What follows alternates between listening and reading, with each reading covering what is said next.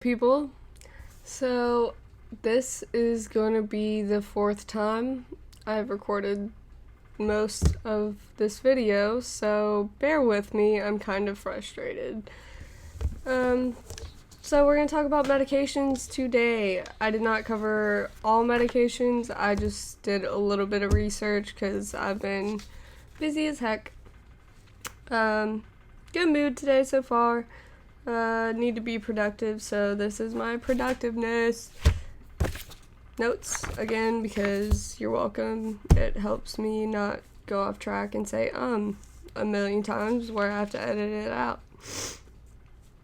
No, the word edited went a little slow for me. Okay. Update on me. I got a tattoo. It says "You are more than your disorder," and it's right here on my arm. And I think it was a good reminder for me, and hopefully it is something that helps you guys, because we're more than just a broken person.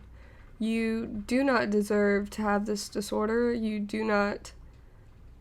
can't change it. You didn't do anything wrong. This is just something that happened because other things went wrong. But please know that you are worth a lot. You are valuable, you are important, and you are loved, borderline and loved. So just, if you need to, write a sticky note and put that somewhere that you see it every single day, because you are more than just borderline. You are a person, you are an individual, and you are a great person. Just who you are is not a disorder. Who you are is you. So, there's one part of my update. Another part of my update, my dad that passed away August 2017. His birthday was yesterday, so I had a difficult day. It was on and off crying all throughout the day. And I ended up rear-ending my boyfriend. No damage, but that just made my day even worse. Let's see. I had a job interview this morning. That was good. I think it went well, and it was to be a medical scribe, so I can get some clinical experience and do some stuff like that. And last thing, speaking of medications, I take 2 medications that my dad does not agree with, and he usually pays for my prescriptions, and he has now said he will not pay for those 2 prescriptions, and I am jobless, so I'm struggling to be able to afford those medications that really do help me and I've shown a lot of improvement since taking them. But let's get started. So the effectiveness of a medication depends on the specific symptoms that you are experiencing, the medication that you are about to try or are on specifically, and the person's biological makeup. So everybody's different, everybody's an individual, we all have different chemistry, our bodies work different. We metabolize different, all this complex stuff. Note, side effects vary on each person and each medication. There's also no medication that's specific for BPD. Like I have said before, borderline is highly under-researched and deserves more research because it is pretty prevalent and also detrimental. The suicide rates for people with borderline personality disorder are insane. I think last time I checked, it was like every 1 out of 10 people with borderline commit suicide, and it's more for suicide attempts. And no medication is necessarily going to cure something, but borderline medication only treats symptoms. You can't cure borderline. So let's start with some of the medications. So we have antipsychotics, neuroleptics, or FGAs. I'm using common names so that I don't have to try and pronounce the most impossible medications ever. We have Navain, Haldol, Stelazine, and Dipixol. Symptoms that were improved were mood dysregulation, self-injury, suicide attempts, hostility, aggressiveness, illusions, suspiciousness, paranoid thinking, psychoticism, antipsychotic kind of makes sense, and poor general functioning. And then I've never taken any of these medications, so I have no feedback. Atypical antipsychotics or SGAs. We have Zyprexa, Abilify, Risperidol, Seroquel, Latuda, and Clozaril. Symptoms improved were severity, anxiety, anger, hostility, depression, self-injury, impulsive aggression, suspiciousness, paranoid thinking, split thinking, personal sensitivity, interpersonal problems, and general symptoms. General symptoms, I don't know what that means. There's a bunch of symptoms here that were improved, so are those general or are there more? And split thinking is like black and white thinking, love or hate, things like that. So it's extremes. We feel in extremes, extremely high, extremely low. I'm extremely happy, I'm extremely depressed. Or just black and white thinking. That's the best way to think of it. I'm actually on Abilify currently. I love it. I'm so glad that I did research to find that medication to add to my other medications. It made a huge difference, and I love it. I took Seroquel twice. I took it once after inpatient in 8th grade, and I had a horrible psychiatrist, so I don't even know what the heck was going on. I was a zombie. And then I took it not too long ago for sleep. It kind of got me to sleep. I was really hungry before bed, so that was kind of a side effect. And then another side effect was the next morning I woke up and wanted to destroy every living thing or everything in my path. I went psycho. So, I don't recommend that medication. Also, later effects in life are kind of not that great. But with picking a medication, you have to weigh the risks and benefits. Like, I've taken a lot of risks in my medication because I'm that desperate to relieve the pain or help that symptom. For mood stabilizers or antileptics, we have Topamax, Lamictal, and Depakote. These improved unstable mood, anger, irritability, anxiety, depression, impulsivity, and interpersonal problems. I take Lamictal right now as well, and I've taken it for a good bit. It's actually been one of the better medications for borderline, and there are a lot of borderlines that do take this medication due to its effectiveness and how well it works. The only thing, you can get a severe rash and it can end up killing you if you don't stop taking the medication. So that was the major warning that I got when I started taking it, but other than that, we are good to go. We have anti-anxiety agents, which would be Buspar or Buspar. Don't know how to say it, but I attempted both ways. This improved anxiety, irritability, depression, and agitation. I've never taken it, but I've heard other people that have taken it and did like it. But before you take any medication, please research it and do kind of your own thing and talk to your psychiatrist or a physician about the medication. Ask all your questions, ask whatever you need to. Just make sure that you understand what you're getting into. Now we're going to do meds that I've tried. I'm going to use both common and name thing. I'm going to use both names. So, I've tried venlafaxine or Effexor. Effexor was a good medication. And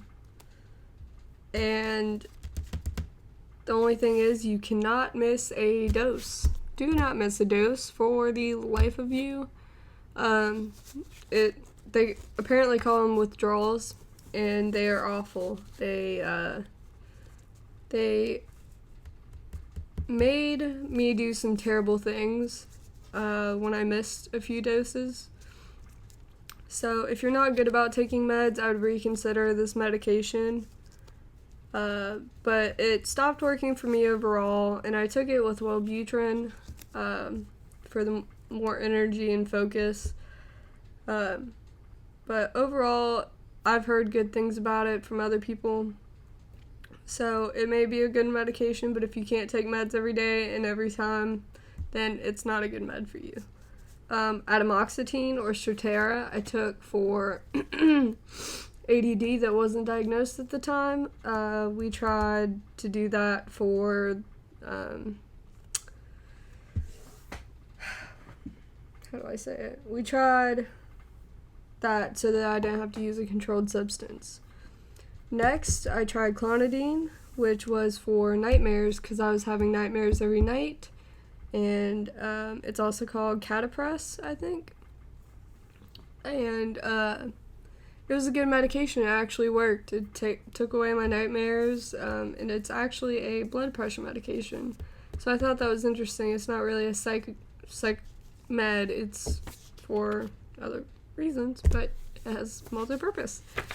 All right. Next up, we have Seroquel or quetiapine fumarate. I'm going to assume that's how you said that. I already told you how I feel about Seroquel.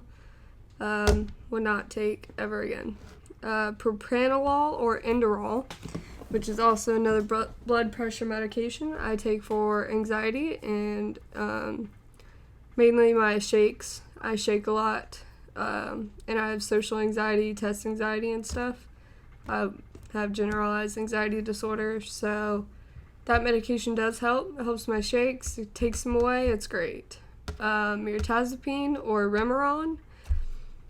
I used this for sleep at the time, and I slept for 24 hours. But it made me sleep, so it did what it was supposed to do, but I also slept too long, so it didn't work for me. Clonazepam, I'm currently on, or Klonopin. I use that to get me to sleep. I have a hard time sleeping. I have insomnia, so I do what I can. It's also treats, like, it's an anticonvulsant type thing. So it's a benzodiazepine, so it's like Xanax, but a more mild version of it. It can be addictive. Please be careful. I take Vyvanse. I don't know how to say the other name. I can try for entertainment. Oh, Dopey's here. Anyway, Lisdexamfetamine. I think I got it. I hope I got it. Someone, if you know how to say it, let me know. But I take Vyvanse for my ADD, and then Adderall for my ADD. Side effects, not really. Sometimes I get a little jittery, but I've seen huge improvements in Dopey. Not right now. I was saying, with Adderall and Vyvanse, I do get a little jittery sometimes. Usually the side effects also include decreased appetite, increased heart rate, stuff like that. It is a upper. I also use it to help me stay awake during the day because I do have problems kind of just staying alive during the day. All right, next up, lithium carbonate or lithium. I used this for a minute. Didn't work for me. I didn't see any good improvements. You have to eat with it or else you could projectile vomit, is what the psychiatrist told me. You have to get blood work when you take it. There's a high risk of toxicity. There is something that I wrote down that has to do with it and why it's not used as much. Oh my gosh. Please tell me I wrote it down.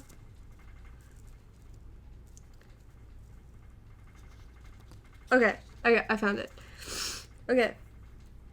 The pharmacological profile of lithium also prevents it from being used in first-line treatment with a high risk of toxicity on overdose. So you can't overdose on this medication, and that's partially why it's not part of an initial treatment plan, because there are individuals who have a higher risk of suicidality and intentions and stuff like that. So definitely a medication that you have to be very cautious with, and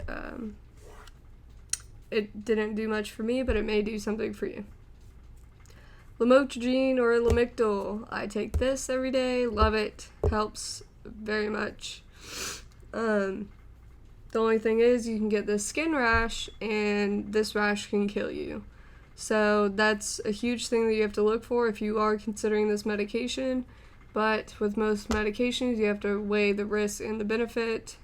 So I was willing to take that risk. And if you're sensitive to medications in general and their side effects, I'd be cautious, but talk to your doctor about it and see. Hydroxyzine or Vistaril. I forgot why I took this medication. I forgot. I don't know. It didn't work. So, I think I took it for sleep or anxiety. One of the two. But it didn't really help too much, so I stopped taking it. Prazosin or Minipress. I don't remember taking aripiprazole or Abilify. I take that currently, and you know how I feel about it. It has helped tremendously. Prozac, or the ibuprofen of psych meds, is what I call it, or it's also called fluoxetine. I don't think it worked for me. I call it the ibuprofen of psych meds for a reason, but you know how that is. I took Trazodone or Aleptro. I took that for sleep. It did help me sleep. It gave me headaches in the morning sometimes. I usually use it for emergency cases where I really do need to sleep and nothing else is working, including my other medication. A lot of people use it for other reasons as well. I've heard good and bad. So that was one of the earlier medications that I've taken in the list of God knows how many. Bupropion or Wellbutrin. I said I took that with the Effexor. It did help with the Effexor, but I can't say that it worked individually because I would not know.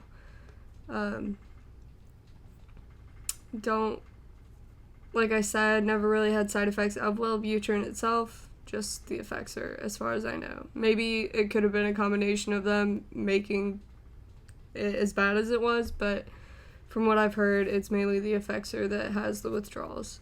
And Sertraline or Zoloft, I tried probably right after Prozac, and it did not work for me. I'm going to share a little bit of the research that I found off of medications. I did not mention really any antidepressants or anything like that. I can do a separate video on it, but I was doing research towards what medications would be best with borderline. Antidepressants do help tremendously, but I just didn't list any of those. I listed more of the not as common ones, if that makes sense. So here's my research, and I'm going to be reading off of this because that's what I do, and I'm good at it sometimes. So it says, previous studies have reported comorbidity rates, or having two disorders at once, reported rates between borderline personality disorder and major depressive disorder of up to 61%, with this figure rising to as high as 98% in hospitalized inpatients prior to treatment. So 98% of people that ended up in inpatient prior to their treatment had major depressive disorder. That's a lot of people.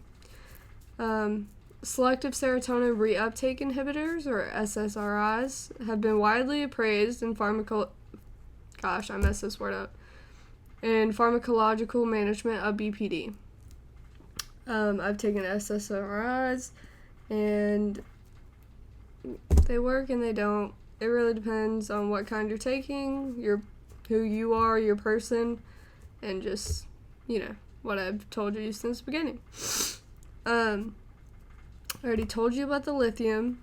With the lithium that I told you about, and the high risk of toxicity of an overdose, the placebo showed people with emotionally unstable character disorder improved in global functioning, in mood, and subsequent studies in BPD failed to show efficacy or efficiency, I don't know if I wrote it wrong or not, of lithium. So it didn't really show any good results, but I did try it. Carbamazepine yielded mixed results. It's also called Tegretol.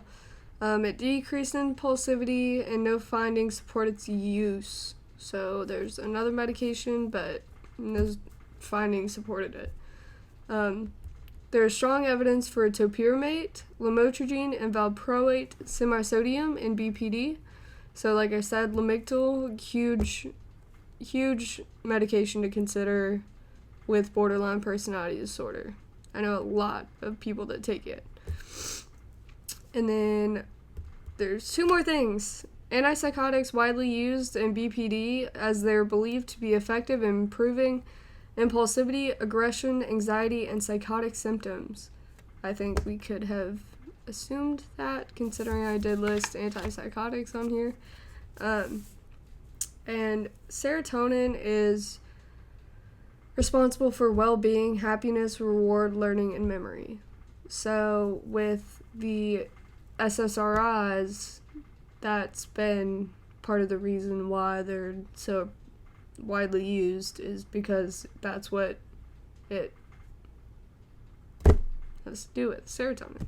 Actually, I have a tattoo of serotonin on my side because I lack serotonin. Go me. But that's all I have for this video. I'll have to make another video soon. If you have anything you guys want to hear about, learn about, anything like that, I can definitely do that. Just let me know in the comments. Sorry I haven't posted in a while. I may have already apologized for this, but I've been really busy. Things have been crazy, but I finally made my new video. Yay! Okay. Well, I hope everyone knows how valuable and beautiful and loved you are, because you are, and I love you with all my heart. Stay positive, stay strong, you got this.